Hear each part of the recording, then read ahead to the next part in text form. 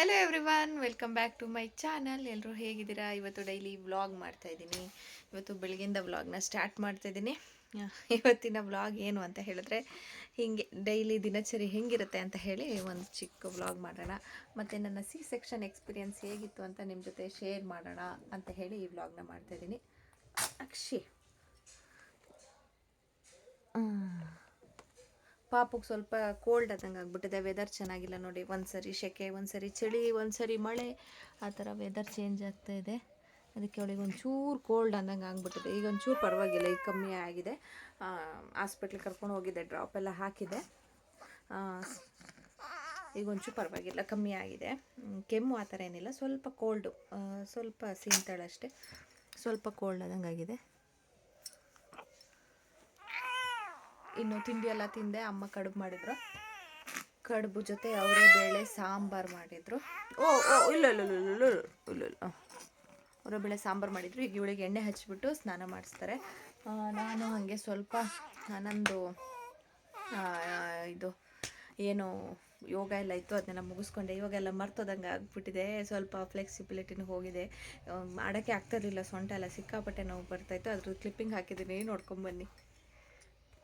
ಯೋಗ ಅಂದರೆ ಜಾಸ್ತಿ ಏನಿಲ್ಲ. ನಾನು ಡೆಲಿವರಿಗಿಂತ ಮುಂಚೆ ಅಂದರೆ ಪ್ರೆಗ್ನೆನ್ಸಿಗಿಂತ ಮುಂಚೆ ಸ್ವಲ್ಪ ಯೂಟ್ಯೂಬೆಲ್ಲ ನೋಡಿಕೊಂಡು ಕಲ್ತಿದ್ದೆ. ವೆಯ್ಟ್ ಲಾಸ್ ಮಾಡಬೇಕಾದ್ರೆ ಅದನ್ನೇ ಮಾಡೋಣ ಅಂತ ಹೇಳಿ ಮಾಡ್ತಾಯಿದ್ದೀನಿ.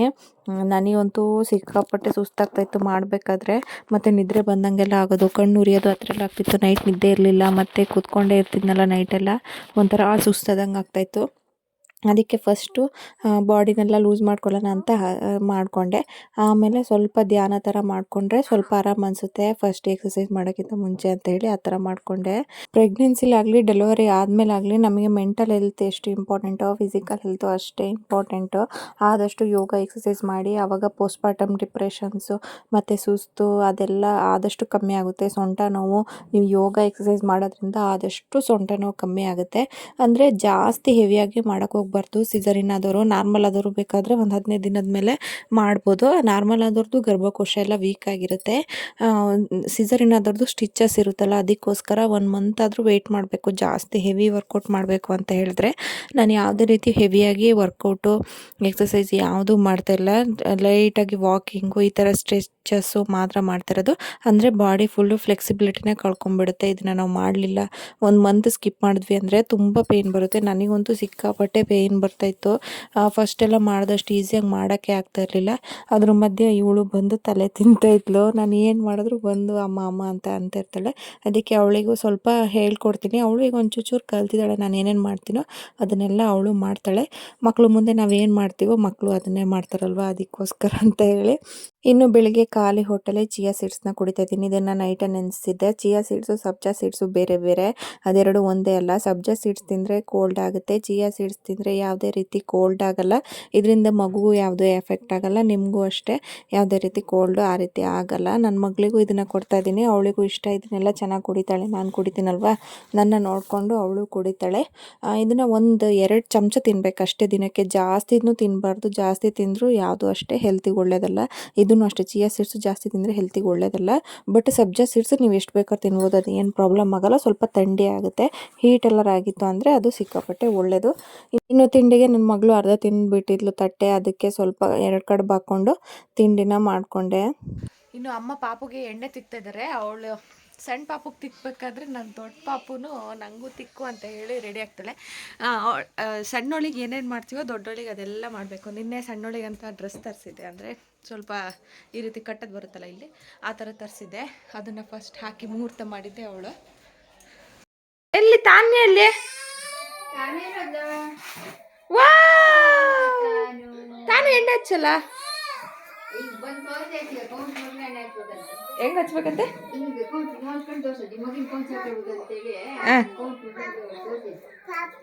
ಪಾಪುನಾ? ಓಯ್ ವಾಯ್ ವಾಯ್ ವಾಯ್, ಯಾಕೆ ಯಾಕೆ ಸ್ನಾನ ಮಾಡಲ್ಲ ಮಗ? ಸ್ನಾನ ಮಾಡಲ್ಲ ನೀವು? ನೀವು ಎಣ್ಣೆ ಹಚ್ಕೊಳಲ್ಲ? ಓ ಮೈ ಗಾಡ್. ಅಪ್ಪು ಸ್ಲೋಲಿ ಹಂಗೆ ಮಾಡಬಾರ್ದು.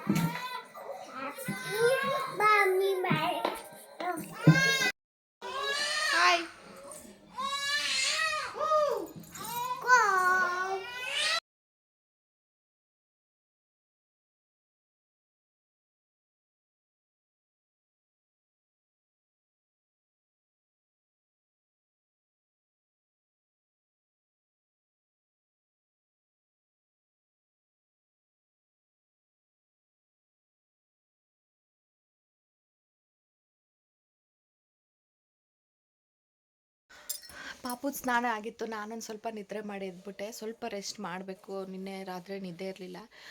ಒಂದು ದಿನಕ್ಕೆ 8 ಗಂಟೆನಾದರೂ ನಿದ್ದೆ ಮಾಡಬೇಕು. ಆವಾಗಲೇ ಸ್ವಲ್ಪ ಹೆಲ್ತ್ ಚೆನ್ನಾಗಿರೋದು ಅಂತ ಹೇಳ್ತಾರೆ. ಸ್ವಲ್ಪ ಕಣ್ಣು ಕೆಳಗಡೆ ಡಾರ್ಕ್ ಸರ್ಕಲ್ಲು ಬಂದಂಗೆ ಆಗಿದೆ. ಅದಕ್ಕೆ ಚೆನ್ನಾಗಿ ನಿದ್ರೆ ಮಾಡ್ತೀನಿ ನಾನು. ನಿದ್ರೆ ಮಿಸ್ ಮಾಡೋದೇ ಇಲ್ಲ. ಹಗಲು ಒಂದು 2ರಿಂದ 3ರಿಂದ 4 ಗಂಟೆಗೂ ನಿದ್ದೆ ಮಾಡೇ ಮಾಡ್ತೀನಿ. ಅವಳು ಮಲಗ್ದಾಗೆಲ್ಲ ಒಂದು ಚಿಕ್ಕ ನ್ಯಾಪ್ ತೊಗೊತೀನಿ. ಅಮ್ಮ ಇರೋದ್ರಿಂದ. ಅಮ್ಮ ಹೋದ್ಮೇಲೆ ನಿದ್ರೆ ಅನ್ನೋದು ನನಗೆ ಇಂಥ ಮರೀಚಿಕೆ ಇದ್ದಂಗೆ, ಏನಪ್ಪ ಏನು ನಿದ್ದೆ ಮಾಡ್ತೀನೋ ಅನ್ನಂಗೆ ಆಗ್ಬಿಟ್ಟಿದೆ. ಅಮ್ಮ ಇರೋಕ್ಕೋಸ್ಕರ ಅವಳನ್ನ ಒಂದು ಅಮ್ಮ ನೋಡ್ಕೊತಾರೆ. ನಾನು ಅವಳು ಮಲಗ್ದಾಗಲೇ ಮಲ್ಗೋಕ್ಕೆ ಸಾಧ್ಯ. ಯಾಕಂತ ಹೇಳಿದ್ರೆ ಅವಳು ಎಲ್ಲಿ ಹೋಗ್ತಾಳೆ ಏನು ಮಾಡ್ತಾಳೆ ಅಂತ ನಂಗೆ ಗೊತ್ತಾಗಲ್ಲಲ್ವ. ಅದಕ್ಕೋಸ್ಕರ ಈಗ ಅವಳನ್ನ ಅಮ್ಮ ನೋಡ್ಕೊಳೋದ್ರಿಂದ ನಾನು ಇವಳು ಮಲಗ್ದಾಗ ಆರಾಮಾಗಿ ಮಲ್ಕೊಬೋದು. ಇನ್ನು ಅವಳು ಅಮ್ಮ ಹೋದ್ಮೇಲಂತೂ ನನಗೆ ನಿದ್ರೆ ನಿಜವಾಗ್ಲೂ ಆಗೋಲ್ಲ. ಯಾಕಂದರೆ ಅವಳು 2:15 ಮಲಗಿ 3:15 ಎದ್ದುಬಿಡ್ತಾಳೆ.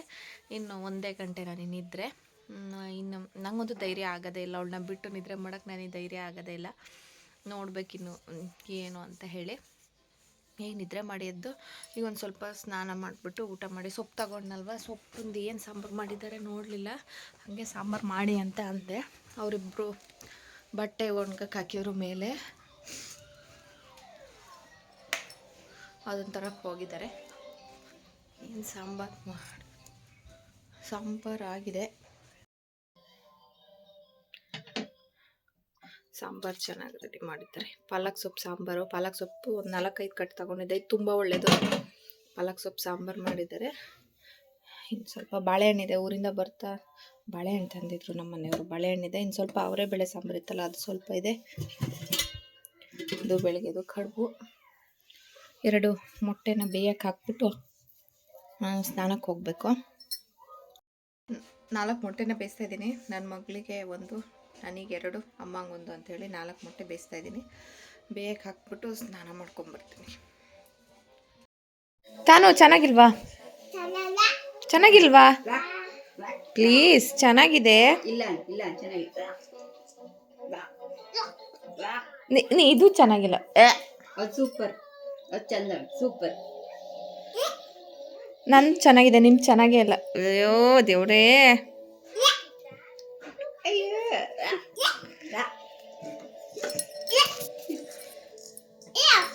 ಕೊಡು, ನಾನು ಸ್ನಾನ ಮಾಡ್ಕೊಂಬರ್ತೀನಿ.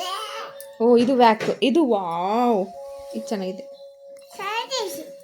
ಸ್ನಾನ ಮಾಡ್ಕೊಂಬರ್ತೀನಿ. ಓಕೆ.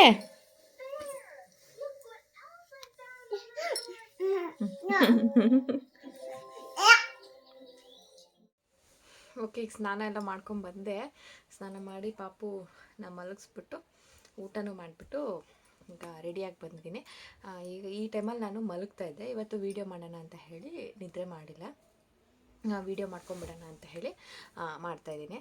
ಸುಮಾರು ಜನ ನನಗೆ ಸಿಕ್ಕಾಪಟ್ಟೆ DMಸಲ್ಲಿ ಕೇಳ್ತಾಯಿದ್ರು, ನಿಮಗೆ ನಾರ್ಮಲ್ಲ ಸಿಸರಿನ್ನ, ಎಷ್ಟು ಇಯರ್ ಗ್ಯಾಪ್ ಇದೆ ಅಂತೆಲ್ಲ ಸಿಕ್ಕಾಪಟ್ಟೆ ಕ್ವಶನ್ಸ್ ಕೇಳ್ತಾಯಿದ್ರು. ಹೆಂಗೆ ರಿಕವರಿ ಆದ್ರಿ, ಇಷ್ಟು ಬೇಗ ಹೆಂಗೆ ಕೆಲಸ ಮಾಡ್ತಾಯಿದ್ದೀರಾ, ಇತ್ತಿಂತಿದ್ದೀರಾ ಅಂತ.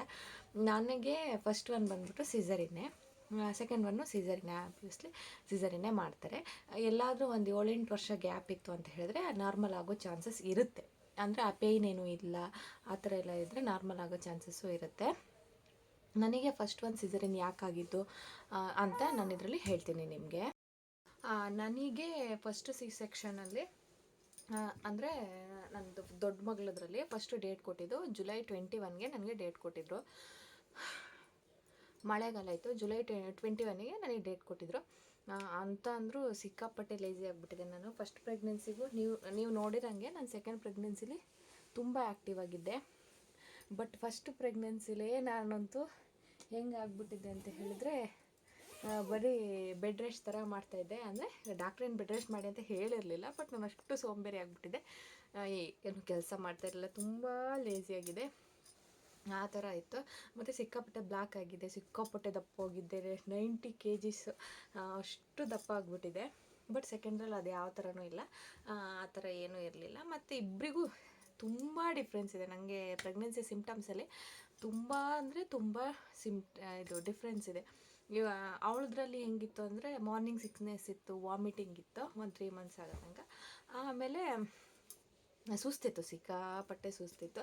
ಏನು ಕೆಲಸ ಮಾಡೋಕ್ಕೂ ಎಲ್ಲ ಆಗ್ತಾಯಿರಲಿಲ್ಲ. ಇವಳದ್ರಲ್ಲಿ ಅದೇನೂ ಇರಲಿಲ್ಲ. ಮತ್ತು ಅವಳದ್ರಲ್ಲಿ ಸ್ವೀಟ್ ತಿನ್ಬೇಕು ಅನಿಸ್ತಾಯಿತ್ತು, ಇವಳದ್ರಲ್ಲಿ ಸ್ವಲ್ಪ ಜಾಸ್ತಿ ಖಾರನೇ ತಿನ್ಬೇಕು ಅನಿಸ್ತಾಯಿತ್ತು. ಲಾಸ್ಟಲ್ಲಿ ಸಿಕ್ಕಾಪಟ್ಟೆ ಸ್ವೀಟ್ ತಿನ್ಬೇಕು ಅನಿಸ್ತಾಯಿತ್ತು ಇವಳದ್ರಲ್ಲಿ. ಅವಳು ಹೇಗೆ ಅಂತ ಹೇಳಿದ್ರೆ ಕಿಕ್ಕೆಲ್ಲ ಬೇಗ ಸ್ಟಾರ್ಟ್ ಆಯಿತು ಅವಳದು. ಒಂದು 4 ತಿಂಗಳಿಗೆ ಎಲ್ಲ ಒಂಥರ ಓಡಾಡೋಂಗೆ ಗೊತ್ತಾಗೋದು. ಮತ್ತು ಸಿಕ್ಕಾಪಟ್ಟೆ ಹೆವಿ ಕಿಕ್ಸ್ ಇತ್ತು ನನಗೆ. ಒಂದು 7 ಮಂತಲ್ಲೆಲ್ಲ ಸಿಕ್ಕಾಪಟ್ಟೆ ಒದ್ದಿದ್ದೆಲ್ಲ ಗೊತ್ತಾಗ್ಬಿಡ್ತಿತ್ತು. ಇವಳದ್ರಲ್ಲಿ ಅಷ್ಟೊಂದು ಮೈಲ್ಡಾಗಿರ್ತಿತ್ತು, ಜಾಸ್ತಿ ಏನು ಒದಿತಾ ಇರಲಿಲ್ಲ. ಮತ್ತು ಕಿಕ್ಸು ಅಷ್ಟು ಫಾಸ್ಟಾಗಿರಲಿಲ್ಲ. ಹಾರ್ಟ್ ಬೀಟೆಲ್ಲ ಅಷ್ಟೇ ಇಬ್ಬರದು 140 ಕೆಳಗೆ ಇದ್ದಿದ್ದು, 150 ಕೆಳಗೆ ಇದ್ದಿದ್ದು. ಅದೆಲ್ಲ ಸುಮ್ಮನೆ ಮಿತ್ಸ್ ಹೇಳ್ತಾರಲ್ಲ, ಗಂಡು ಹೆಣ್ಣು ಆ ಥರ ಎಲ್ಲ, ಆ ಥರ ಏನೂ ಇರಲಿಲ್ಲ. ಇಬ್ಬರದು ಅಷ್ಟೇ ಇದ್ದಿದ್ದು. ಬಟ್ ಈ ಥರ ಆಯಿತು. ಆಮೇಲೆ ಹೆಂಗಂತ ಹೇಳಿದ್ರೆ ಅವಳದು ಜುಲೈ 21 ಡೇಟ್ ಕೊಟ್ಟಿದ್ರು. ನಾನು ತೀರ್ಥಹಳ್ಳಿ ಹಾಸ್ಪಿಟ್ಲಲ್ಲಿ ತೋರಿಸ್ತಿದ್ದೆ. ಅಂದರೆ ಒಂದು 3 ಮಂತ್ಸು ಕೊಪ್ಪದಲ್ಲಿ ತೋರಿಸ್ತಿದ್ದೆ. ಕೊಪ್ಪ ಅಂತ ನಮ್ಮನೆ ಹತ್ರ, ಕೊಪ್ಪದಲ್ಲಿ ಅಲ್ಲಿ ತೋರಿಸ್ತಿದ್ದೆ. ಆಮೇಲೆ ಒಂದು 3 ಮಂತ್ಸ್ ಆದಮೇಲೆ ತೀರ್ಥಹಳ್ಳಿಲಿ ತೋರಿಸ್ತಿದ್ದೆ. ಅಲ್ಲಿಗೆ ಅಲ್ಲಿ ಚೆನ್ನಾಗಿ ನೋಡ್ತಿದ್ರು ಡಾಕ್ಟ್ರು, ತುಂಬ ಚೆನ್ನಾಗಿದ್ರು. ನನಗೆ ಡಾಕ್ಟ್ರು ನೋಡಿ ನಾನು ಅಲ್ಲೇ ಡೆಲಿವರಿ ಮಾಡಿಸ್ಕೊತೀನಿ. ಅಮ್ಮನ ಮನೆಗೆ ಸಿಕ್ಕಾಪಟ್ಟೆ ಒಂದು 100 ಕಿಲೋಮೀಟ್ರ್ ಆಗೋಷ್ಟು ಅಂತರ ಇತ್ತು ತೀರ್ಥಹಳ್ಳಿ. 170-80 ಕಿಲೋಮೀಟ್ರ್ ಆಗೋಷ್ಟು ಅಂತರ ಇತ್ತು ಅಮ್ಮನ ಮನೆಯಿಂದ ಅಲ್ಲಿ ತೀರ್ಥಹಳ್ಳಿಗೆ. ಬಟ್ ನನಗೆ ಅಲ್ಲೇ ಮಾಡಿಸ್ಕೊಬೇಕು ಡೆಲಿವರಿ, ಅವ್ರ ಹತ್ರನೇ ಮಾಡಿಸ್ಕೊಬೇಕು ಅನ್ನೋಂಗಿತ್ತು. ಸರಿ ಅಂತ ಹೇಳಿ ಅಲ್ಲೇ ಎಲ್ಲ ತೋರಿಸಿದ್ವಿ, ಚೆಕಪ್ ಎಲ್ಲ ಆಯಿತು. ಜುಲೈ 21 ಡೇಟ್ ಕೊಟ್ಟಿದ್ರು. ಶುಗರು ಇತ್ತು ನನಗೆ, ಬಟ್ ಅಷ್ಟೊಂದು ಇರಲಿಲ್ಲ, ಬಟ್ ಶುಗರ್ ಇತ್ತು. ಇವಳು ವೆಯ್ಟು ಸಿಕ್ಕಾಪಟ್ಟೆ ಆಗಿದ್ದು, ನಂಗೆ ನಡೆಯೋಕ್ಕೆಲ್ಲ ಆಗ್ತಾಯಿರಲಿಲ್ಲ, ಕಾಲೆಲ್ಲ ಸಿಕ್ಕಾಪಟ್ಟೆ ನೋವು ಬರ್ತಾಯಿತ್ತು. ಸ್ಕ್ಯಾನಿಂಗಿಗೆ ಕೊಟ್ಟಿದ್ರು ನನಗೆ ಜುಲೈ 4ನೇ ತಾರೀಕಿಗೆ ಸ್ಕ್ಯಾನಿಂಗ್ ಕೊಟ್ಟಿದ್ರು. ಸ್ಕ್ಯಾನ್ ಮಾಡಿಸ್ಬೇಕಾದ್ರೆ ಬೇಬಿ ವೆಯ್ಟು 3 kg ಇದೆ ಅಂತ ಹೇಳಿದ್ರು. ಅಂದರೆ ಅದರಲ್ಲಿ ಮೆನ್ಷನ್ ಮಾಡಿರ್ತಾರಲ್ವ, 3 kg ಇದೆ ಅಂತ ಹೇಳಿದ್ರು. ಸ್ಕ್ಯಾನಿಂಗ್ ಮಾಡೋರು ಕೂಡ ಇವತ್ತೇ ಡಾಕ್ಟ್ರಿಗೆ ತೋರಿಸ್ಕೊಳ್ಳಿ, ಒಂದ್ಸರಿ ಡಾಕ್ಟ್ರಿಗೆ ತೋರಿಸ್ಕೊಂಡೇ ಹೋಗ್ಬಿಡಿ, ನೀವು ಅಷ್ಟು ದೂರ ಅಂತ ಹೇಳ್ತೀರಾ, ಒಂದ್ಸರಿ ಡಾಕ್ಟ್ರಿಗೆ ತೋರಿಸಿ, 3 kg ಇದೆ ಬೇಬಿ, ಇನ್ನು ಒಂದು ವಾರಕ್ಕೆಲ್ಲ 250 ಗ್ರಾಮ್ ಜಾಸ್ತಿ ಆಗುತ್ತೆ, ಮತ್ತು ವೆಯ್ಟ್ ಜಾಸ್ತಿ ಆಗಿಬಿಟ್ರೆ ನಿಮಗೆ ಪ್ರಾಬ್ಲಮ್ ಆಗ್ಬೋದು ಅಂತ ಅಂದರು. ಸ್ಕ್ಯಾನಿಂಗ್ ಮಾಡೋರೇ ಹೇಳಿದ್ರು ನನಗಲ್ಲೇ. ಸರಿ ಅಂತ ಹೇಳಿಬಿಟ್ಟು ನಾವು ಹಾಸ್ಪಿಟ್ಲ್ ಹೋದ್ವಿ. ಹಾಸ್ಪಿಟ್ಲ್ ಆದಮೇಲೆ ಅಲ್ಲಿ ಡಾಕ್ಟ್ರು ಎಲ್ಲ ಚೆಕಪ್ ಮಾಡಿದ್ರು. ಮತ್ತು ಇನ್ನು ಟೈಮ್ ಇದೆಯಲ್ಲ ಜುಲೈ 21 ತನಕ ಅಂತೆಲ್ಲ ನಾವು ಎಲ್ಲ ಮಾತಾಡ್ಕೊಂಡ್ವಿ. ಆದರೆ ಡಾಕ್ಟ್ರು ಅವಳ ಮುಖ ನೋಡಿದ್ರೆ ಯಾಕೋ ಪೇಯ್ನ್ ಬರೋ ಹಂಗೆ ಕಾಣುತ್ತೆ, ಡೆಲಿವರಿ ಮಾಡಿಸ್ಬಿಡೋಣ, ಇನ್ನು ದೂರ ಅಂತ ಹೇಳ್ತೀರಾ, ಮಾಡಿಸ್ಬಿಡೋಣ ಅಂತೇಳಿ ಅಡ್ಮಿಟ್ ಮಾಡ್ಕೊಳ್ಳೋಕೆ ಹೇಳಿದ್ರು. ಇನ್ನು ಬ್ಲಡ್ ಟೆಸ್ಟ್ ಎಲ್ಲ ಇರುತ್ತಲ್ಲ, ಅದನ್ನು ಹೊರಗಡೆ ಎಲ್ಲ ಬರ್ಕೊಟ್ರು. ಹೋಗಿ ಬ್ಲಡ್ ಟೆಸ್ಟ್ ಎಲ್ಲ ಮಾಡ್ಕೊಂಡ್ಬಂದ್ವಿ. ಆಮೇಲೆ ಅಡ್ಮಿಟ್ಟು ಕೈ ಡ್ರಿಪ್ ಎಲ್ಲ ಕೆನಲೆಲ್ಲ ಹಾಕಿ ಡ್ರಿಪ್ ಎಲ್ಲ ಹಾಕಿಬಿಟ್ಟು ಅಡ್ಮಿಟ್ಟು ಮಾಡಿಸ್ಕೊಂಡ್ರು. ಅಡ್ಮಿಟ್ ಮಾಡಿಸ್ಕೊಂಡು ಏನಾಯಿತು, ಪೇಯ್ನ್ ಬರುತ್ತಾ ಅಂತ ಹೇಳಿ ಒಂದು ನೈಟ್ ನೋಡಿದ್ರು, ಪೇಯ್ನ್ ಬರಲಿಲ್ಲ. ಡೇಟೇ ಫುಲ್ಲಾಗಿಲ್ಲ, ಇನ್ನೆಲ್ಲಿ ಪೇಯ್ನ್ ಬರುತ್ತೆ, ಅದು ಪೇಯ್ನ್ ಬರಲಿಲ್ಲ. ಆಮೇಲೆ ನೆಕ್ಸ್ಟ್ ಡೇ 5ನೇ ತಾರೀಕು ಏನು ಮಾಡಿದ್ರು ಅಂದರೆ ಟ್ಯಾಬ್ಲೆಟ್ ಇಡ್ತಾರೆ ಪೇಯ್ನ್ ಬರಲಿಕ್ಕೆ ಅಂತ, ಇಂಜೆಕ್ಷನ್ ಮತ್ತು ಟ್ಯಾಬ್ಲೆಟ್ ಥರ ಕೊಡ್ತಾರೆ. ಒಂದು ನಿಮಿಷ, ಹಾಗೆ ಟ್ಯಾಬ್ಲೆಟ್ ಕೊಡ್ತಾರೆ. ನನಗೆ ಟ್ಯಾಬ್ಲೆಟ್ ಕೊಟ್ಟಿದ್ರು. ಅದರಲ್ಲಿ ಪೇಯ್ನ್ ಬಂತು, ಇಟ್ಟ ತಕ್ಷಣ ಪೇಯ್ನ್ ಸ್ಟಾರ್ಟ್ ಆಗಿಬಿಡ್ತು. ನನಗೆ ಏನು ಗೊತ್ತಾಗ್ತಾನೆ ಇರಲಿಲ್ಲ, ಸಿಕ್ಕಾಪಟ್ಟೆ ಪೇಯ್ನ್ ಬಂದುಬಿಡ್ತು. ಸೊಂಟ ನೋವು ಬಂತು, ಹೊಟ್ಟೆ ನೋವು ಬಂತು. ಹೊಟ್ಟೆ ಅಷ್ಟೊಂದು ನೋವು ಬರಲಿಲ್ಲ, ಸೊಂಟ ಅಂತೂ ನಡೆಯೋಕ್ಕೆ ಆಗ್ತಿರ್ಲಿಲ್ಲ, ಅಷ್ಟೊಂದು ನೋವು ಬಂದುಬಿಡ್ತು. ಇನ್ನು ಪೇಯ್ನ್ ಬರುತ್ತೆ ಅಂದರೆ ಬಿಟ್ಟು ಬರ್ತಾಯಿತ್ತು. ಯಾರಾದರೂ ಸೊಂಟ ಒತ್ತಾನೆ ಇರಿ ಅನ್ನೋಂಗೆ ಆಗೋದು ನನಗೆ. ನೈಟ್ ಫುಲ್ಲು ಓಡಾಡಿದ್ದೀನಿ. 5ನೇ ತಾರೀಕು ಫುಲ್ ನೈಟೆಲ್ಲ ಓಡಾಡಿದೆ, ಜಾಸ್ತಿ ಪೇಯ್ನ್ ಬರಲಿಲ್ಲ. ಡೆಲಿವರಿನೂ ಆಗಲಿಲ್ಲ. ಡೆಲಿವರಿ ರೂಮಿಗೆ ಕರ್ಕೊಂಡೋಗೋರು ಬರೋರು. ಆಮೇಲೆ 6ನೇ ತಾರೀಕು ಮಧ್ಯಾಹ್ನ ತನಕನೂ ಪಾಪು ನಾರ್ಮಲ್ಲೇ ಆಗುತ್ತೆ ಅಂತ ಟ್ರೈ ಮಾಡಿದ್ರು ಡಾಕ್ಟ್ರು, ಆದರೆ ಬಟ್ ಆಗಲಿಲ್ಲ. ಆಮೇಲೆ ಡಾಕ್ಟ್ರೇ ಚೆಕ್ ಮಾಡಿ ಹೇಳಿದ್ರು, ಇನ್ನು ಆಗಲ್ಲ, ಪಾಪು ತಲೆ ಮೇಲೆ ಹಿಂಗೆ ಕೈ ಇಟ್ಕೊಂಡ್ಬಿಟ್ಟಿದ್ದಾಳೆ, ಮತ್ತು ಸರ್ವಿಕ್ಕು ಅಷ್ಟೇ ಇನ್ನೊಂದು ಇಂಚ್ ಓಪನ್ ಆಗಬೇಕು, ಓಪನ್ ಆಗ್ತಾಯಿಲ್ಲ, ಸಿಸರಿನ್ ಮಾಡೋಣ ಅಂತ. ಅಪ್ಪ ದೇವರೇ ಸಾಕಪ್ಪ ನಂಗೆ ಆಗ್ಬಿಡ್ತು ನನಗೆ ಆ ನೋವಿಗೆ. ಆಯಿತು ಡಾಕ್ಟ್ರೆ, ಆಯಿತು ಅಂದೆ ನಾನು. ಆಮೇಲೆ ಮನೇಲೆಲ್ಲ ಹೇಳಿದ್ರು, ಹೀಗೆ ಸಿಸರಿನ್ ಮಾಡೋಣ ಅಂತ ಹೇಳಿದ್ರು ಡಾಕ್ಟ್ರು, ಎಲ್ಲ ಹ್ಞೂ ಅಂತ ಹೇಳಿದ್ರು. ಆಮೇಲೆ ಒಂದು 3 ಗಂಟೆ ಅಷ್ಟೊತ್ತಿಗೆ ಸಿಸರಿನ್ ಮಾಡೋಣ, ಅಷ್ಟೊ ತನಕ ಏನು ತಿನ್ನಬೇಡಿ ಅಂತೆಲ್ಲ ಹೇಳಿದರು. ಸರಿ ಅಂತ ಹೇಳಿ ನಾನು ಏನೂ ತಿಂದಿರಲಿಲ್ಲ. ಒಂದು ಇಡ್ಲಿ ನಾವು ಬೆಳಿಗ್ಗೆ ತಿಂದಿದ್ದೆ, ಆಮೇಲೆ ಏನೂ ತಿಂದಿರಲಿಲ್ಲ. ಅಂದರೆ ರಿಯಾಕ್ಷನ್ ಆಗಿ ವಾಮಿಟ್ ಆಗುತ್ತೆ, ಅಂದರೆ ಕರುಳೆಲ್ಲ ಹಿಂಗೆ ಎಳಿತಾರಲ್ವ, ಆವಾಗ ವಾಮಿಟ್ ಆಗುತ್ತೆ. ವಾಮಿಟ್ ಆಗಿಬಿಟ್ರೆ ಸಿಸರಿನ್ ಆದಾಗ ಯಪ್ಪ ದೇವರೇ, ಅದನ್ನ ನೆನ್ಪು ಮಾಡ್ಕೊಳ್ಳೋಕ್ಕೂ ಸಾಧ್ಯ ಇಲ್ಲ, ಆ ರೀತಿ ಆಗುತ್ತೆ. ಅದಕ್ಕೋಸ್ಕರ ಏನೂ ತಿನ್ನಬೇಡಿ ಅಂತ ನನಗೆ ಹೇಳಿದರು. ನಾನು ಏನೂ ತಿಂದಿರಲಿಲ್ಲ. ಆಮೇಲೆ ಹಿಂಗೆ ಲೇಬರ್ ರೂಮಿಗೆ ಕರ್ಕೊಂಡು ಹೋಗ್ಬಿಟ್ರು. ಗೌರ್ಮೆಂಟ್ ಹಾಸ್ಪಿಟ್ಲೆಲ್ಲ ಗೊತ್ತಿರೋದಲ್ಲ, ಸಿಸ್ಟ್ರೆಲ್ಲ ಸಿಕ್ಕಾಪಟ್ಟೆ ಜೋರೆ. ಅಂದರೆ ಸಿಸ್ಟ್ರುಗಳು ಚೆನ್ನಾಗಿದ್ರು, ಬಟ್ ಆಯಾ ಅಷ್ಟೆಲ್ಲ ಚೆನ್ನಾಗಿರಲಿಲ್ಲ. ಕರ್ಕೊಂಡು ಹೋಗಿ ಇನ್ನು ಅದೇ ಅನಸ್ತೇಷಿಯಾ ಕೊಡ್ತಾರೆ ಅಂತ ಹೇಳ್ತಾರಲ್ಲ, ತುಂಬ ಜನ ಹೆದರಿಸ್ಬಿಟ್ಟಿದ್ರು. ಅನಸ್ತೇಷಿಯಾ ಹಂಗೆ ಕೊಡ್ತಾರೆ, ಹಿಂಗೆ ಕೊಡ್ತಾರೆ, ಆ ಥರ ನೋವಾಗುತ್ತೆ, ಈ ಥರ ನೋವಾಗುತ್ತೆ ಅಂತ ಹೇಳಿ. ನನಗೆ ಬಗ್ಸಿದೊಂದು ನೋವಾಯಿತು ಅನ್ನೋದು ಬಿಟ್ಟರೆ ಅನಸ್ತೇಷಿಯಾ ಕೊಟ್ಟಿದ್ದು ಗೊತ್ತೇ ಆಗಲಿಲ್ಲ. ಒಂದಿಷ್ಟುದೇ ಇರುತ್ತೆ ಸೂಜಿ. ಆ ನೋವಲ್ಲಿ ನನಗೇನು ಗೊತ್ತಾಗಲಿಲ್ಲ. ಫಸ್ಟ್ ಡೆಲಿವರಿ ಆಯಿತು, ಕೊಡಿ ಅಂತಿದ್ದೆ ನಾನು. ಆಮೇಲೆ ಅನಸ್ತೇಶ ಕೊಟ್ಟರು, ಆಪ್ರೇಷನ್ ಮಾಡಿ. ಅಂದರೆ ನಮಗೆ ಕುಯ್ಯೋದು ಗೊತ್ತಾಗುತ್ತೆ, ಬಟ್ ಅಂದರೆ ಕುಯ್ತಾ ಇದ್ದಾರೆ ಅಂತ ಗೊತ್ತಾಗುತ್ತೆ, ನೋವು ಗೊತ್ತಾಗಲ್ಲ ಅಷ್ಟೇ. ಅಯ್ಯೋ ನನಗೆ ಇನ್ನೂ ಇದು ಗೊತ್ತಾಗ್ತಿದೆ, ನನ್ನ ಕಾಲೆಲ್ಲ ಆಡ್ತಿದೆ ಅಂದರೆ ಇಲ್ಲ ಆಗಿದೆ, ನೀವೇನು ಹೆದರಬೇಡಿ ಅಂತೆಲ್ಲ ಹೇಳಿದ್ರು. ಆಮೇಲೆ ಡಾಕ್ಟ್ರು ಅಷ್ಟೇ ತುಂಬ ಚೆನ್ನಾಗಿ ಮಾತಾಡಿಕೊಂಡು ಡೆಲಿವರಿ ಮಾಡಿಸಿದ್ರು. ಆಮೇಲೆ ಇವಳು ಹತ್ತಿದ್ದು ಸೌಂಡ್, ಅವಳು ದೊಡ್ಡವಳು ಅವಳು ಹತ್ತಿದ್ದು ಸೌಂಡ್ ಕೇಳ್ತು, ಹೆಣ್ಣು ಪಾಪು ಅಂತ ಹೇಳಿದ್ರು. ಸರಿ ಅಂತ ಹೇಳಿ ಆಮೇಲೆ ಅಲ್ಲಿಗೆ ನಂಗೆ ನೋವೆಲ್ಲ ಮರ್ತೇ ಹೋಯ್ತು, ಪಾಪು ಬಂತಲ್ಲ ಅಂತ. ಆಮೇಲೆ ಸ್ಟಿಚೆಲ್ಲ ಹಾಕ್ಬಿಟ್ಟು ಹೀಗೆ ಬೆಡ್ಡಿಂದ ಒಂದು ಬೆಡ್ಡಿಗೆ ಶಿಫ್ಟ್ ಮಾಡ್ತಾರೆ, ಹಾಗೆ ವಾರ್ಡಿಗೆ ತೊಗೊಂಡೋಗಿ ಹಾಕ್ಬಿಟ್ರು. ಆಮೇಲೆ ಒಂದು ಸ್ವಲ್ಪ ಹೊತ್ತಾದ್ಮೇಲೆ ಸಿಕ್ಕಾಪಟ್ಟೆ ನಡ್ಕ ಸ್ಟಾರ್ಟ್ ಆಗುತ್ತೆ. ನಡ್ಕ ಅಂದರೆ ತುಂಬ ನಡ್ಕ, ಶಿವರಿಂಗು ಅಷ್ಟು ಆ ಥರ ಇರ್ತಾರಲ್ಲ. ಬಟ್ ನನಗೆ ಫಸ್ಟಿನಲ್ಲಿ ಅಷ್ಟೊಂದು ನಡ್ಕ ಆಗಲಿಲ್ಲ, ನಡ್ಕ ಸ್ಟಾರ್ಟ್ ಆಯಿತು. ಆಮೇಲೆ ಪೇಯ್ನ್ ಕಿಲ್ಲರ್ ಎಲ್ಲ ಹಾಕ್ಬಿಟ್ರು. ಒಂದು 3 ಡೇಸ್ಗೆ ನನಗೆ ಆ ಕಡೆ ಈ ಕಡೆ ತಿರುಗಿ ಮಲ್ಕೋಕ್ಕಾಗ್ತಾಯಿತ್ತು, ಎದ್ದೇಳೋಕ್ಕಾಗ್ತಿತ್ತು. 3 ಡೇಸ್ ತನಕ ನನಗೆ ಏನೂ ಮಾಡೋಕ್ಕಾಗ್ತಿರ್ಲಿಲ್ಲ. ಆಮೇಲೆ ಇದು ಯೂರಿನ್ ಪೈಪ್ ಅಂತ ಹಾಕಿರ್ತಾರೆ, ಅದನ್ನೆಲ್ಲ ತೆಗೆದಾದ್ಮೇಲೆ ಅಮ್ಮನ ಸಪೋರ್ಟಲ್ಲಿ ಎದ್ದು ಕೂಡಲೇ ತಲೆ ಎಲ್ಲ ತಿರ್ಗೋಕ್ಕೆ ಸ್ಟಾರ್ಟ್ ಆಗಿಬಿಡ್ತು. ಅಂಥ ನೋವಲ್ಲ ಅದು, ಆ ನೋವನ್ನ ಹೇಳೋಕ್ಕೂ ಸಾಧ್ಯ ಇಲ್ಲ, ಅಂಥ ನೋವು ಅದು. ಆಮೇಲೆ ನಾವೆಷ್ಟು ಗಟ್ಟಿ ಮನ್ಸು ಮಾಡಿ ಎದ್ದು ಓಡಾಡ್ತೀವೋ ಅಷ್ಟು ನಮಗೆ ಪೇಯ್ನ್ ಗೊತ್ತಾಗಲ್ಲ. ಎದ್ದು ಓಡಾಡಿದೆ. ಆಮೇಲೆ ಒಂದು 4-5 ಡೇಸಿಗೆ ಡಿಸ್ಚಾರ್ಜ್ ಮಾಡಿದ್ರು. ಆಗಲೂ ಸ್ವಲ್ಪ ಪೇಯ್ನ್ ಇತ್ತು. ಮನೆಗೆ ಹೋದರೂ 1 ಮಂತ್ ತನಕನೂ ನನಗೆ ಪೇಯ್ನೇ ಇತ್ತು. ಅದು ಆ ಪೇಯ್ನು ಹೇಳೋಕ್ಕಾಗಲ್ಲ, ಅಷ್ಟು ಪೇಯ್ನ್ ಇತ್ತು. ಗಾಯನೂ ಅಷ್ಟೇ. ಆಮೇಲೆ ಅದಕ್ಕೆ ಕ್ರೀಮ್ ಎಲ್ಲ ಕೊಟ್ಟಿದ್ರು, ಅದನ್ನೆಲ್ಲ ಹಚ್ಚಿ ವಾಸಿ ಆಗಿಬಿಡ್ತು.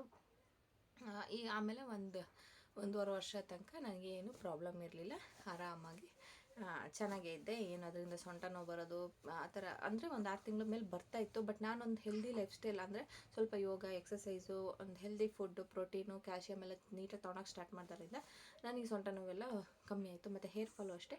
ನನಗೆ ನೀವು ನೋಡ್ತಿರ್ಬೋದು, ನಾನು ಹೇರ್ನ ಯಾವಾಗಲೂ ಕಟ್ ಮಾಡ್ತಿರ್ತೀನಿ. ನನಗೆ ಹೇರ್ ಫಾಲು ಅಷ್ಟೊಂದು ಆಗೋಲ್ಲ. ಚೆನ್ನಾಗಿ ಹೆಲ್ದಿ ಫುಡ್ ತಿಂದರೆ ನಮಗೆ ಹೇರ್ ಫಾಲ್ ಆಗೋಲ್ಲ. ಆದಷ್ಟು ಪ್ರೋಟೀನ್ನ ತಿನ್ನಬೇಕು, ಆವಾಗ ಹೇರ್ ಫಾಲ್ ಆಗೋಲ್ಲ. ಇನ್ನು ಸೆಕೆಂಡ್ ಪ್ರೆಗ್ನೆನ್ಸಿ ಬಂತು ಅಂದರೆ ಆರಾಮಾಗಿದ್ದೆ, ನಾನು ಬಿಂದಾಸ್ ಆಗಿದ್ದೆ. ಸೆಕೆಂಡ್ ಪ್ರೆಗ್ನೆನ್ಸಿ ಅಂದರೆ ತಾನೇ ಹೋಮ್ ಫುಡ್ಸ್ ಎಲ್ಲ ಸ್ಟಾರ್ಟ್ ಮಾಡಿದ್ವಲ್ಲ, ಸಿಕ್ಕಾಪಟ್ಟೆ ಆರಾಮಾಗಿದ್ದೆ.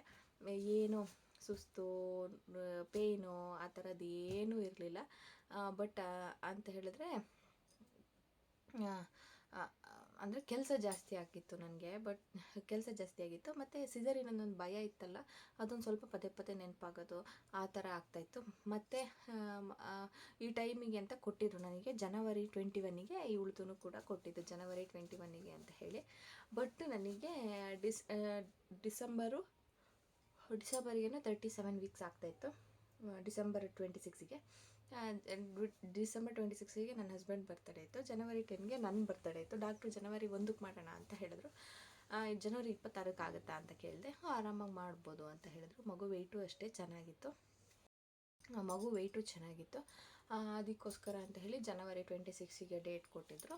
ಹೋಗಿ ಬೆಳಗ್ಗೆ ಒಂದು ಮತ್ತೆ 24 ಗಂಟೆ ಬಿಟ್ಟು ಇನ್ನೊಂದು ಇಂಜೆಕ್ಷನ್ ಇತ್ತು ನನಗೆ, ಅದನ್ನು ತಗೊಂಡಾದಮೇಲೆ ನನಗೆ ಭಯ ಸ್ಟಾರ್ಟ್ ಆಗ್ಬಿಡ್ತು. ಯಪ್ಪ, ಫಸ್ಟಿಂದು ನೆನಪಿತ್ತಲ್ಲ, ಫಸ್ಟಿದ್ದು ಗೌರ್ಮೆಂಟಲ್ಲಾಗಿದ್ದು, ಎರಡನೇದು ಪ್ರೈವೇಟಲ್ಲಾಗಿದ್ದು. ಯಪ್ಪ ಹೆಂಗಿರುತ್ತಪ್ಪ, ಏನಪ್ಪ ನನ್ನ ಮಗಳನ್ನ ಎಲ್ಲಿ ಬಿಟ್ಟು, ಅಂದರೆ ಅವಳನ್ನ ಬಿಟ್ಟು ಹೋಗಬೇಕಲ್ಲ ಅಂತೆಲ್ಲ ಏನೇನೋ ಯೋಚನೆಗಳು ಅನ್ನಿಸ್ತಾಯಿತ್ತು. ಆಮೇಲೆ ಬೆಳಗ್ಗೆ ಮುಂಚೆ ಮಾಡೋಣ ಅಂತ ಹೇಳಿದರು. ನನಗೆ ಶುಕ್ರವಾರ ಬೆಳಗ್ಗೆ ಮಾಡೋಣ ಆಪ್ರೇಷನ್ ಅಂದಿದ್ರು. ಗುರುವಾರ ಸಂಜೆ ಹೋಗಿ ಅಡ್ಮಿಟ್ ಆದ್ವಿ. ಗುರುವಾರ ಸಂಜೆ ಅಡ್ಮಿಟ್ ಆಗಿ ರಾತ್ರಿಡೀ ನಿದ್ದೆ ಬರಲ್ಲ, ನಾಳೆ ಆಪ್ರೇಷನ್ ಅಲ್ಲಪ್ಪ ಅಂತ ಹೇಳಿ ರಾತ್ರಿಡೀ ನಿದ್ದೆ ಬರ್ತಾ ಇರಲಿಲ್ಲ. ಇನ್ನು ಬೆಳಗ್ಗೆ ಒಂದು 5:30 ಬಂದರು, ಸಿಸ್ಟ್ರೆಲ್ಲ ಬಂದು ಸ್ನಾನ ಮಾಡಿಕೊಂಡು ಗೌನ್ ಹಾಕ್ಕೊಳ್ಳಿ ಅಂತ ಹೇಳಿದ್ರು. ಆಮೇಲೆ ಅದಕ್ಕೆ ಏನೇನು ಪ್ರೊಸೀಜರ್ ಇದೆ ಎಲ್ಲ ಮಾಡಿ ತೊಗೊಂಡೋಗಿ ಕರ್ಕೊಂಡು ಹೋಗಾದ್ಮೇಲೆ ಆಪ್ರೇಷನ್ ಎಲ್ಲ ಮಾಡಿದ್ರು. ಆಪ್ರೇಷನ್ ಎಲ್ಲ ಆಯಿತು. ಆದರೆ ಏನು ಅಂತ ಹೇಳಿದ್ರೆ, ಇದು ಸಿಕ್ಕಾಪಟ್ಟೆ ಟೈಮ್ ಹಿಡಿತು. ಒಂದು ಅರ್ಧ ಗಂಟೆನೇ ಮಾಡಿದ್ರು. ಫಸ್ಟ್ ಆಪ್ರೇಷನಲ್ಲಿ ನನಗೆ ಒಂದು 1/4 ಗಂಟೆಲೆಲ್ಲ ಮುಗ್ದೋಯ್ತಿದ್ದು. ಒಂದು ಅರ್ಧ ಗಂಟೆ ಸ್ಟಿಚ್ ಹಾಕೋಕ್ಕೆ, ಅಂದರೆ ನೀಟಾಗಿ ಸ್ಟಿಚ್ ಹಾಕಿದ್ರು ಅನಿಸುತ್ತೆ. ಅದೇನೂ ಪೇಯ್ನೇ ಇರಲಿಲ್ಲ ನನಗೆ. ಅಂದರೆ ಸ್ವಲ್ಪ ಬಾಯಾರಿಕೆ ಆಗೋದು, ನೀರು ಕೊಡಿ ಎಲ್ಲ ಅಂತಿದ್ದೆ. ಅನಸ್ತೇಷನು ಅಷ್ಟೇ 2 ಸರಿ ಕೊಟ್ಟರು. ಒಂದು ಸರಿ ಕರೆಕ್ಟಾಗಿ ನಾನು ಬೆನ್ನು ಹಿಂಗೆ ಮಾಡಿಬಿಟ್ಟೆ, ಅದಾಗಿಲ್ಲ ಅಂತ ವಾಪಸ್ ತೆಗೆದು ಇನ್ನೊಂದು ಸರಿ ಕೊಟ್ಟರು. ಅದು ಅಷ್ಟೇ, ಅದು ಸ್ವಲ್ಪ ಪೇಯ್ನ್ ಆಯಿತು. ಆದರೂ ಒಂದು ಅರ್ಧ ಮುಕ್ಕಾಲು ಗಂಟೆ ಮಾಡಿದ್ರು. ಆಮೇಲೆ ಕರ್ಕೊಬಂದು ಅದೇ ಬೆಡ್ಡಿಗೆ ಹಾಕಿದ್ರು. ಬಟ್ ನನಗೆ ಬೆಳಗ್ಗೆ ಮುಂಚೆ ಆಪ್ರೇಷನ್ ಮಾಡಿದ್ದು, ನೆಕ್ಸ್ಟ್ ಡೇ ಮಾರ್ನಿಂಗೇ ನಾನು ನಡೆದ್ಬಿಟ್ಟೆ. ಏನು ನಂಗೆ ಅಷ್ಟೊಂದು ಪೇಯ್ನೇ ಗೊತ್ತಾಗಲಿಲ್ಲ. ಇದ್ರದ್ದು ಸ್ಟಿಚಸ್ಸಿಂದೆಲ್ಲ ತುಂಬ ಚೆನ್ನಾಗೇ ನೋಡಿಕೊಂಡ್ರು. ಇದರಲ್ಲಿ 2ನೇದರಲ್ಲಿ ಪೇಯ್ನ್ ಏನು ನನಗೆ ಗೊತ್ತೇ ಆಗಿಲ್ಲ, ಅಷ್ಟು ಆರಾಮಾಗಿದ್ದೆ ನಾನು. ಇನ್ನು ಏನು ಅಂತ ಹೇಳಿದ್ರೆ, ಇದು ಹೀಲ್ ಆಗೋಕ್ಕೆ ಎಷ್ಟು ದಿನ ತೊಗೊಂತು ಅಂತ ಹೇಳಿದ್ರೆ, ನನಗೆ ಗಾಯ ಮೇಲ್ಗಡೆ ಗಾಯ ಹೀಲಾಗೋಕ್ಕೆ ಒಂದು 4-5 ಡೇಸಲ್ಲೆಲ್ಲ ಒಳಗಡೆ ಗಾಯ ಹೀಲಾಗಿಬಿಟ್ಟಿತ್ತು. ಅವರು ಬ್ಯಾಂಡೇಜ್ ಬಿಚ್ಚಕ್ಕೆ ಕರೆದ್ರಲ್ವ, ಆವಾಗಲೇ ಹೀಲಾಗಿತ್ತು. ಅದಕ್ಕೆ ಇನ್ನೊಂದು ಕ್ರೀಮ್ನ ಕೊಟ್ಟರು, ಅದನ್ನು ಹಚ್ಕೊಂಡೆ ನಾನು. ಅದರಲ್ಲೂ ಚೆನ್ನಾಗಿ ಹೀಲಾಯಿತು. ನಂಗೆ ಈಗಲೂ ಏನೂ ಪೇಯ್ನ್ ಇಲ್ಲ. ಪೇಯ್ನ್ ಯಾವಾಗ ಕಮ್ಮಿ ಆಯ್ತು ಅಂದರೆ ಒಂದು 15 ಡೇಸ್ ತನಕ ಪೇಯ್ನ್ ಅಂದರೆ ಸ್ವಲ್ಪ ಹಿಂಗೆ ಉರಿ ಬಂದಂಗೆ ಆಗ್ತಾಯಿತ್ತು ಹೊಟ್ಟೆ ಒಳಗೆ. ಅದು ಬಿಟ್ಟರೆ ನಾರ್ಮಲ್ ಆಯ್ತು ಎಲ್ಲ. ಈಗ ಆರಾಮಾಗಿ ಫಸ್ಟ್ ಹೆಂಗಿದ್ನೋ ಹಂಗಿದ್ದೀನಿ. ಸ್ವಲ್ಪ ಈ ಪ್ಲೇಸು ಮತ್ತು ಇಲ್ಲಿ ಸ್ವಲ್ಪ ಪೇನ್ ಬರುತ್ತೆ. ಯಾಕಂತ ಹೇಳಿದ್ರೆ ನೈಟೆಲ್ಲ ನಾನು ಇವಳಿಗೆ ಕೂತ್ಕೊಂಡೇ ಫೀಡಿಂಗ್ ಮಾಡ್ತೀನಿ. ಯಾಕೆ ಅಂದರೆ ಸ್ವಲ್ಪ ಇವಳು ಚೋಕಿಂಗ್ ಅಂದರೆ ಹಾಲನ್ನ ಜಾಸ್ತಿ ತೊಗೊತಾಳೆ. ಅವಳು ಹಂಗೇನಿರಲಿಲ್ಲ. ಮತ್ತು ಇವಳಿಗೆ ಮಲಗಿ ಎಲ್ಲ ಹಾಲು ಕುಡ್ಸೋಂಗಿಲ್ಲ. ನನಗೆ ಸಿಕ್ಕಾಪಟ್ಟೆ ಹೆದರಿಕೆ ಆಗುತ್ತೆ ಇವಳಿಗೆ ಮಲಗಿ ಹಾಲು ಕುಡ್ಸೋಕ್ಕೆ, ಕೆಮ್ಮೋದು ಅನ್ನೋದು ಆ ಥರ ಎಲ್ಲ ಮಾಡ್ತಾಳೆ. ಅದಕ್ಕೋಸ್ಕರ ನಾನು ಕೂತ್ಕೊಂಡೆ ಹಾಲು ಕುಡ್ಸೋದು ಇವಳಿಗೆ. ಎಷ್ಟೇ ನೈಟಲ್ಲಿ ಎಷ್ಟೊತ್ತಾದರೂ ಕೂಡ ಎದ್ದು ಕೂತು ಹಾಲು ಕುಡಿಸಿ ಮಲಗ್ಸೋದು, ಹಾಗೆ ಮಲಗ್ಸೋದು. ಅವಳಿಗೆ ಹಾಗೇನಿಲ್ಲ, ಒಟ್ರಾಸಿ ತಿರುಗಿಸಿ ಕೂಡಿಸಿ ಮಲಗಿಸ್ತಾಯಿದ್ದೆ. ಇವಳಿಗೆ ಕೂತ್ಕೊಂಡೆ ಕೂಡಿಸಿ ತೇಗ್ಸಿನೇ ಮಲಗೋದು. ಅವಳಿಗೆ ಒಂದು ದಿನ ನಾನು ತೇಗ್ಸಿರಲಿಲ್ಲ. ಒಬ್ಬೊಬ್ರದ್ದು ಒಂದೊಂದು ಥರ ಇರುತ್ತೆ. ಬಟ್ ಮಕ್ಕಳಿಗೆ ತೇಗ್ಸೇ ಮಲಗಿಸ್ಬೇಕು ಅಂತ ಡಾಕ್ಟ್ರ್ ಹೇಳ್ತಾರೆ. ಇವಳು ತುಂಬ ಸ್ವಲ್ಪ ಸೆನ್ಸಿಟಿವು ಆ ಥರ. ಇಷ್ಟು ನಂದು first delivery, pregnancy, operation experience ಈ ಥರ ಇತ್ತು. ಆದರೂ ಫಸ್ಟ್ ಟೈಮ್ ಏನಾದರೂ ನಿಮಗೆ ಪ್ರೆಗ್ನೆಂಟ್ ಇದ್ದೀರಾ ಅಂತ ಹೇಳಿದ್ರೆ ನಿಮ್ಮ ಧೈರ್ಯದ ಮೇಲೆ ನಿಮಗೆ ನೋವು ಅಂತ ಹೇಳಿದ್ರೆ ನೀವು ಜಾಸ್ತಿ ಹೆದರ್ಕೊಂಡೋಗು, ಜಾಸ್ತಿ ನೋವಾಗುತ್ತೆ. ನೀವು ಗಟ್ಟಿ ಮನ್ಸು ಮಾಡಿಬಿಟ್ರೆ ನಿಮ್ಗೆ ಏನು ನೋವೇ ಗೊತ್ತಾಗಲ್ಲ. ಸಿಸರಿನ್ ಅನ್ನೋದು ಏನು ಭಾರಿ ದೊಡ್ಡದೇನಲ್ಲ. ಒಳ್ಳೆ ಡಾಕ್ಟ್ರನ್ನ ಚೂಸ್ ಮಾಡಿ. ಹಾಸ್ಪಿಟ್ಲ್ ಗೌರ್ಮೆಂಟ್ ಪ್ರೈವೇಟ್ ಅನ್ನೋಕ್ಕಿಂತನೂ ನಾನು ಆದಷ್ಟು ನಿಮಗೆ ಗೌರ್ಮೆಂಟೇ ಸಜೆಸ್ಟ್ ಮಾಡೋದು. ನಾನು ಈ ಸರಿ ಪ್ರೈವೇಟಾಗಿ ತೊಗೊಂಡಿದ್ದು ಅಂತ ಹೇಳಿದ್ರೆ ನನ್ನ ದೊಡ್ಡ ಮಗಳಿಗೋಸ್ಕರ. ಅಂದರೆ ಗೌರ್ಮೆಂಟಲ್ಲಿ ನಮಗೆ ಸ್ಪೆಷಲ್ ವಾರ್ಡ್ಗಳು ಸಿಗೋಲ್ಲ. ಅವಳನ್ನ ಮಲಗಿಸ್ಕೊಳಕ್ಕಾಗಲ್ಲ. ಅವಳಿಗೆ ಆಮೇಲೆ ಬೇಜಾರಾಗ್ಬಿಡುತ್ತೆ, ಅಮ್ಮ ಇಲ್ಲ ಆ ಥರ. ಅವಳನ್ನ ಬಿಟ್ಟೇ ಇದ್ದಿಲ್ಲಲ್ಲ. ಅದಕ್ಕೋಸ್ಕರ ನಾನು ಈ ಸರಿ ಪ್ರೈವೇಟನ್ನು ಚೂಸ್ ಮಾಡಿದ್ದು. ಹೋದ ಸರಿ ನಾನು ಗೌರ್ಮೆಂಟಲ್ಲಿ ಚೆನ್ನಾಗಿ ನೋಡಿದ್ರು. ನಮಗೆ ಆರಾಮಾಗುತ್ತೆ. ಗೌರ್ಮೆಂಟ್ ನಮಗೋಸ್ಕರ ಅಂತಲೇ ಇರೋದು, ಆರಾಮಾಗುತ್ತೆ. ಮತ್ತು ಅದರಲ್ಲಿ ಯಾವಾಗಲೂ ಸರ್ಟಿಫೈಡ್ ಡಾಕ್ಟ್ರೇ ಆಪ್ರೇಷನ್ ಮಾಡ್ತಾರೆ. MBBS ಆದರೆ. ಪ್ರೈವೇಟಲ್ಲಿ ಯಾರು ಮಾಡ್ತಾರೆ ಏನು ಮಾಡ್ತಾರೆ ನಮ್ಗೆ ಅಷ್ಟೊಂದು ಗೊತ್ತಿರಲ್ಲ. ಬಟ್ ಇವರು ಒಳ್ಳೆ ಡಾಕ್ಟ್ರೇ, ಚೆನ್ನಾಗೇ ಮಾಡಿದ್ರು. ನಾನು ಇವಳಿಗೋಸ್ಕರ, ನನ್ನ ದೊಡ್ಡ ಮಗಳಿಗೋಸ್ಕರ ಅಂತ ಮಾತ್ರ, ಮತ್ತು ಮನೆಗೂ ಹತ್ತಿರ ಇತ್ತು, ಕನ್ವೀನಿಯೆಂಟ್ ಇತ್ತು, ಅದಕ್ಕೋಸ್ಕರ ಅಂತ ಹೇಳಿ ನಾನು ಇದನ್ನು ಚೂಸ್ ಮಾಡಿದೆ. ನನಗೆ ತುಂಬ ಹತ್ತಿರ ಆಗ್ತಿತ್ತಲ್ಲ, ಅದಕ್ಕೋಸ್ಕರ ನಾನು ಇದನ್ನೇ ಇದು ಮಾಡಿದೆ. ಮತ್ತು ಅವಳನ್ನ ಮಲಗಿಸ್ಕೊಬೋದಿತ್ತು, ಅವಳನ್ನು ಆಟಾಡಿಸ್ಬೋದಿತ್ತು, ಮತ್ತು ಓಡಾಡೋಕ್ಕೆ ಮಾತಾಡೋಕ್ಕೆಲ್ಲ ಚೆನ್ನಾಗಿತ್ತು ಇಲ್ಲಿ. ಅದಕ್ಕೋಸ್ಕರ ನಾನು ಇದನ್ನು ಚೂಸ್ ಮಾಡಿಕೊಂಡೆ ಅಷ್ಟೇ. ಇನ್ನು ಆಫ್ಟರ್ ಡೆಲಿವರಿ ಫುಡ್ ಯಾವ ಥರ ಅಂತ ಹೇಳಿದ್ರೆ, ನಾನು ಎಲ್ಲ ಐಟಮ್ಸ್ನೂ ತಿಂತಾಯಿದ್ದೆ. ಅಂದರೆ ಅದರ ಸ್ವಲ್ಪ ನಂಜು ಅಂತ ಹೇಳ್ತಾರಲ್ಲ, ಅದೆಲ್ಲ ಬಿಟ್ಟು ಎಲ್ಲದೂ ತಿಂತಾಯಿದ್ದೆ. ಕೋಲ್ಡ್ ಆಗೋದು, ಥಂಡಿ ಪದಾರ್ಥ ಬಿಟ್ಟು ಎಲ್ಲನೂ ಒಂದು 15 ಡೇಸ್ ತನಕ ಅವಾಯ್ಡ್ ಮಾಡಿದ್ದೀನಿ. ಮತ್ತು ಈಗಲೂ ಅಷ್ಟೇ ನಂಜು ತಿನ್ನಲ್ಲ. ಮತ್ತು ಎಲ್ಲದೂ ತಿಂತೀನಿ. ಮಗುಗೆ ನಾವು ತಿಂದರೆ ಮಗುಗೆ ಇದಾಗುತ್ತೆ ಅದಾಗುತ್ತೆ ಅದೆಲ್ಲ ಸುಮ್ಮನೆ. ನಮಗೆ ಆಗದಿದ್ದು ಮಗುಗೆಲ್ಲಾಗುತ್ತೆ. ನನಗೆ ನನ್ನ ಬಾಡಿ ಹೆಂಗೆ ಅಂತ ಹೇಳಿದ್ರೆ, ಗ್ಯಾಸ್ಟ್ರಿಕ್ ಅದು ತಿಂದರೆ ಗ್ಯಾಸ್ಟ್ರಿಕ್ ಆಗುತ್ತೆ, ಇದು ತಿಂದರೆ ಕೋಲ್ಡ್ ಆಗುತ್ತೆ, ಆ ಥರ ಏನೂ ಇಲ್ಲ. ಸ್ವಲ್ಪ ಹೀಟ್ ಆಗುತ್ತೆ. ಅಂದರೆ ಹೀಟ್ ಐಟಮ್ ಏನಾದರೂ ಜಾಸ್ತಿ ತೊಗೊಂಡ್ರೆ ಹೀಟ್ ಆಗುತ್ತೆ ಆ ಥರ. ಮತ್ತು ಅದು ಬಿಟ್ಟು ಅದರ್ವೈಸ್ ನನಗೆ ಏನೂ ಪ್ರಾಬ್ಲಮ್ ಇಲ್ಲ. ಒಂದು 15 ಡೇಸ್ ಚಿಕನು ನಾನ್ ವೆಜ್ಜು ಏನೂ ತಿಂದಿರಲಿಲ್ಲ. ಮೊಟ್ಟೆ ಒಂದು ತುಂಬ ಚೆನ್ನಾಗಿ ತೊಗೊತಿದ್ದೆ. ಮೊಟ್ಟೆಲಿ ಒಳ್ಳೆ ಪ್ರೋಟೀನ್ ಇರುತ್ತೆ, ಚೆನ್ನಾಗಿ ತೊಗೊಳ್ಳಿ. ಮತ್ತು ಎಳ್ಳು ಇರುತ್ತಲ್ಲ, ಎಳ್ಳನ್ನು ಚೆನ್ನಾಗಿ ತೊಗೊಳ್ಳಿ, ಬೆಳ್ಳುಳ್ಳಿನ ಚೆನ್ನಾಗಿ ತೊಗೊಳ್ಳಿ, ಜೀರಿಗೆನ ಚೆನ್ನಾಗಿ ತೊಗೊಳ್ಳಿ, ಹಾಲನ್ನು ಚೆನ್ನಾಗಿ ಕುಡೀರಿ. ಮತ್ತು ಆಳ್ವಿ ಸೀಡ್ಸ್ ಅಂತ ಬರುತ್ತೆ, ಅದೊಂದು ಸಿಕ್ಕಾಪಟ್ಟೆ ಒಳ್ಳೆಯದು, ಅದನ್ನು ತೊಗೊಳ್ಳಿ. ಸೊಪ್ಪು ತಿನ್ನಿ, ಎಲ್ಲ ತಿನ್ನಬೇಕು, ತುಂಬ ಒಳ್ಳೆಯದು. ನಮ್ಮ ಮನೇಲೂ ಏನೂ ರಿಸ್ಟ್ರಿಕ್ಷನ್ ಮಾಡಲಿಲ್ಲ, ನೀನು ಅದು ತಿನ್ನು, ಹಾಗಿರು ಹಿಂಗಿರು ಅಂತ ಹೇಳಿ. ತಲೆಗೆ ಬಟ್ಟೆ ಮಾತ್ರ ಕಟ್ಟು ಅಂತ ಬೈತಾ ಇರ್ತಾರೆ ಅಷ್ಟೇ. ಬಿಟ್ಟರೆ ಅದು ತಿನ್ನು ಇದು ತಿನ್ನು ಅಂತ ಯಾರೂ ರಿಸ್ಟ್ರಿಕ್ಷನ್ ಮಾಡಲೇ ಇಲ್ಲ ನನಗೆ. ಆ ಥರ ಮಾಡಿಬಿಟ್ರೆ ಏನಾಗೋ ಗೊತ್ತಾ, ಒಂಥರ ಡಿಪ್ರೆಷನಿಗೆ ಹೊರಟೋಗ್ಬಿಡ್ತೀವಿ ನಾವು. ಅಯ್ಯೋ ಏನು ಕಿರಿಕಿರಿ ಅಂತ ಹೇಳಿ ಡಿಪ್ರೆಷನ್ ಆಗಿಬಿಡುತ್ತೆ. ಮತ್ತೊಂದು ಏನಂದರೆ, ಪೋಸ್ಟ್ಪಾರ್ಟಮ್ ಡಿಪ್ರೆಷನ್ ಬಗ್ಗೆ ಸುಮಾರು ಜನ ಕೇಳಿದ್ರು. ಅಕ್ಕ ನಿಮಗೆ ಇಬ್ಬರು ನೋಡ್ಕೊಂಡು ಸುಸ್ತಾಗಲ್ವಾ, ಸಿಟ್ಟು ಬರಲ್ವಾ ಅಂತ. ಆಬ್ವಿಯಸ್ಲಿ ಎಲ್ಲರಿಗೂ ಬಂದೇ ಬರುತ್ತೆ. ನನಗೆ ಏನಂದರೆ, ಫಸ್ಟ್ ಪ್ರೆಗ್ನೆನ್ಸಿಗಿಂತ ಈ ಪ್ರೆಗ್ನೆನ್ಸಿ ಅಂದರೆ ಡೆಲಿವರಿ ಆದಮೇಲೂ ಕೂಡ ನಾನು ಆರಾಮಾಗಿದ್ದೀನಿ. ಫಸ್ಟದ್ರಲ್ಲಂತೂ ಪೋಸ್ಟ್ಪಾರ್ಟಮ್ ಡಿಪ್ರೆಷನ್ ಅನ್ನೋದು ನನಗೆ ಅವಾಗೊಂದು ಐಡಿಯಾ ಇರಲಿಲ್ಲ. ಹೌದಾ ಅಂದರೆ ಆ ಥರನೂ ಒಂದು ಆಗುತ್ತೆ ಅನ್ನೋದು ನನಗೆ ಇತ್ತೀಚೆಗೆ ಗೊತ್ತಾಗಿದ್ದು. ಈ ಥರ ಒಂದು ಇರುತ್ತೆ ಪೋಸ್ಟ್ಪಾರ್ಟಮ್ ಡಿಪ್ರೆಷನ್ ಅಂತ. ಅವಾಗ ನಂಗೆ ಆಗಿದ್ದು ಅದೇ ಅಂತ ಹೇಳಿ ನನಗೆ ಇವಾಗ ಅನಿಸುತ್ತೆ. ಅಂದರೆ ಸುಮ್ಮನೆ ಸಿಟ್ಟು ಬರೋದು, ಸುಮ್ಮನೆ ಅಳು ಬರೋದು, ಆ ಥರ ಎಲ್ಲ ಆಗ್ತಿರುತ್ತೆ. ಆವಾಗ ಒಂದು ಸಪೋರ್ಟಿಂಗ್ ಅಂತ ಯಾರು ಇದ್ಬಿಟ್ರೆ ನಮ್ಗೆ ಆ ಥರ ಆಗೋಲ್ಲ. ಅದಕ್ಕೋಸ್ಕರ ನಾನು ಈ ಸರಿ ಇಲ್ಲೇ ಇರ್ತೀನಿ ಅಂತ ಹೇಳಿ ಚೂಸ್ ಮಾಡ್ಕೊಂಡಿದ್ದೆ. ನಮ್ಗೆ ಹೆಂಗಂದರೆ, ಹೆಣ್ಮಕ್ಳಿಗೆ ಅಮ್ಮನ ಮನೇಲಿದ್ದಾಗ ಗಂಡನ ನೆನಪಾಗುತ್ತೆ, ಗಂಡನ ಮನೇಲಿದ್ದಾಗ ಅಮ್ಮನ ನೆನಪಾಗುತ್ತೆ, ಆ ಥರ ಆಗುತ್ತೆ. ಆವಾಗಲೇ ನಮಗೆ ಪೋಸ್ಟ್ಪಾರ್ಟಮ್ ಡಿಪ್ರೆಷನ್ ಅಂತ ಸ್ಟಾರ್ಟ್ ಆಗೋದು. ಮತ್ತು ನೈಟೆಲ್ಲ ನಿದ್ದೆ ಇರಲ್ಲ, ಆ ಕಿರಿಕಿರಿ. ಮತ್ತು ಫಸ್ಟ್ ಟೈಮ್ ಅಮ್ಮ ಆಗಿರ್ತೀವಿ, ಆ ಮಗುನ ಹ್ಯಾಂಡ್ಲು ಮಾಡಿ ನಮಗೆ ಗೊತ್ತಿರಲ್ಲ, ಆ ಕಿರಿಕಿರಿ ಅದೆಲ್ಲ ಸಿಕ್ಕಾಪಟ್ಟೆ ಕಿರಿಕಿರಿ ಆಗುತ್ತೆ. ಅದೇ ಎಲ್ಲ ರೀಸನ್ಸು. ಮತ್ತು ಅದಕ್ಕೋಸ್ಕರ ನನಗೆ ಈ ಸರಿ ಏನಂದರೆ ನನ್ನ ಸಪೋರ್ಟಿಗೆ ಇಲ್ಲಿ ಅಮ್ಮನೂ ಇದ್ದರು, ನನ್ನ ಹಸ್ಬೆಂಡು ಇದ್ದರು. ಅದಕ್ಕೋಸ್ಕರ ನನಗೆ ಏನು ಅಷ್ಟೊಂದು ಅನ್ನಿಸ್ತಾ ಇಲ್ಲ. ಮತ್ತು ನಾನು ನನ್ನ ಕೆಲಸದಲ್ಲಿ ಬ್ಯುಸಿಯಾಗಿದ್ದೀನಿ. ನನ್ನ ಸೋಷಿಯಲ್ ಮೀಡಿಯಾ, ನನ್ನ ವರ್ಕು, ನನ್ನ ಕೆಲಸ, ನನ್ನ ಮಕ್ಕಳು, ನನ್ನ ಅಡುಗೆ, ನನ್ನ ಮನೆ, ನನ್ನ ಹೆಲ್ತು ಅದ್ರ ಮೇಲೆ ಕಾನ್ಸಂಟ್ರೇಟ್ ಮಾಡ್ತಾಯಿದ್ದೀನಿ. ಅದಕ್ಕೋಸ್ಕರ ನನಗಿದು ಯಾವುದು ಗೊತ್ತಾಗ್ತಾ ಇಲ್ಲ. ಅಕಸ್ಮಾತ್ ನಾನು ಒಬ್ಬಳೇ ಅಂದರೆ ಏನಾದರೂ ಬಗ್ಗೆ ಯೋಚನೆ ಓವರ್ ಥಿಂಕಿಂಗ್ ಮಾಡ್ತಾ ಇದ್ದಿದ್ರೆ ನನಗೂ ಇದ್ರ ಹೊಡೆತ ಬೀಳ್ತಾಯಿತ್ತು. ಪೋಸ್ಟ್ ಪಾರ್ಟಮ್ ಡಿಪ್ರೆಷನ್ದು ಹೊಡೆತ ಬೀಳ್ತಾಯಿತ್ತು. ನೀವು ಅಷ್ಟೇ, ನಿಮ್ಗೆ ಯಾರಿಗಾದ್ರೂ ಡೆಲಿವರಿ ಆಗಿತ್ತು ಅಂತ ಹೇಳಿದ್ರೆ ಆದಷ್ಟು ಯೋಚನೆ ಮಾಡೋದನ್ನ ಬಿಟ್ಬಿಡಿ. ಯಾಕೆ ಯೋಚನೆ ಮಾಡ್ತೀರಾ? ಯೋಚನೆ ಮಾಡೋದ್ರಿಂದ ಏನೂ ಪ್ರಯೋಜನ ಇಲ್ಲ. ನೀವು ನಿಮ್ಮ ಕೆಲಸದಲ್ಲಿ ಆದಷ್ಟು ಬ್ಯುಸಿ ಆಗಬೇಕು, ಮಕ್ಕಳನ್ನ ನೋಡ್ಕೊಬೇಕು, ನಿಮ್ಮ ಹೆಲ್ತ್ನ ನೋಡ್ಕೊಬೇಕು, ಆ ಥರ. ಓಕೆನಾ? ಇದಿಷ್ಟು ನನ್ನ delivery, pregnancy, after delivery experience ಆಗಿತ್ತು. ಇನ್ನೂ ಏನೂ ಡೌಟ್ಸ್ ಇಲ್ಲ ಅಂತ ಅಂದ್ಕೊತೀನಿ. ನಿಮ್ಗೇನಾದರೂ ಡೌಟ್ಸ್ ಇತ್ತು ಅಂತ ಹೇಳಿದ್ರೆ ನನಗೆ ಕಮೆಂಟ್ಸ್ ಮಾಡ್ಬೋದು, ಇಲ್ಲ ನಾನು ಇನ್ಸ್ಟಾಗ್ರಾಮ್ ಅಕೌಂಟ್ ಇದೆ ಅದಕ್ಕೆ ನೀವು ಮೆಸೇಜ್ನ ಮಾಡ್ಬೋದು.